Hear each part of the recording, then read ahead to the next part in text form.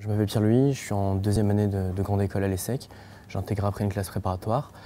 Donc maintenant, je suis en apprentissage en fait à la BNP. Donc je suis en apprentissage depuis cette année. Mon expérience en général, je dirais qu'elle est très positive. Elle est très positive pourquoi? Parce qu'en fait, on est très flexible à l'ESSEC, c'est ça qui est vraiment pratique. C'est qu'en fait, j'ai pu discuter avec des étudiants qui venaient d'un peu partout, d'autres écoles, ingénieurs, commerce. Et finalement, là, on a vraiment un petit plus à l'ESSEC, c'est qu'en fait, si on veut faire trimestriellement notre apprentissage, si on veut le faire en 3 jours, 2 jours, ou en 2 jours, 3 jours, ou 6 mois, 6 mois, on peut s'en soucier.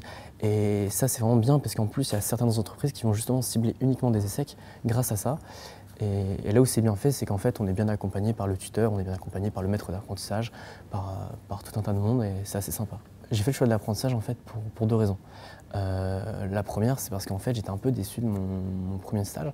Je pensais qu'on allait me confier des responsabilités, comme ça avait été sous-entendu en entretien. Et finalement, j'ai pas eu assez de responsabilités.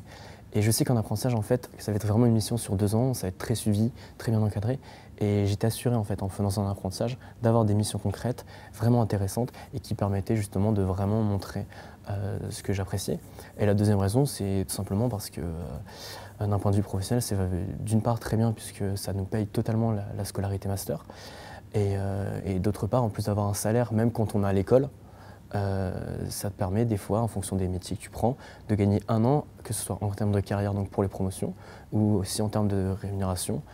Et donc c'est pour ces 2 avantages-là. L'apprentissage, ce que ça m'a apporté globalement, je dirais compétences et l'école connaissances. Et ce qui est bien en fait, c'est que ça va ensemble.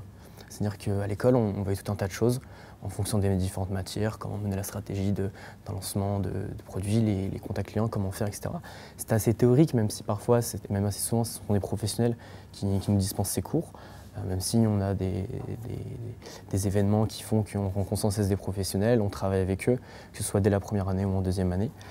Ça m'a permis en fait de vraiment avoir du concret sur ce qui était du théorique et ensuite en fait de vraiment avoir ces compétences apprises en entreprise et ces connaissances apportées par l'école pour en fait avoir une synergie qui nous permet qui me permet en tout cas d'apprendre plus facilement et mieux surtout. D'autres avantages particuliers de l'apprentissage, c'est aussi la stabilité en fait.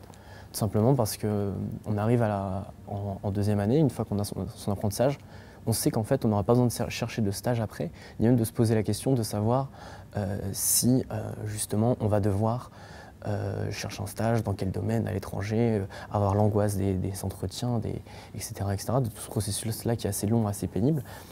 Et bien sûr, il faut trouver sa voie, il faut savoir ce qu'on veut faire. On ne s'engage pas dans l'apprentissage quand on hésite dans ce qu'on souhaite faire plus tard.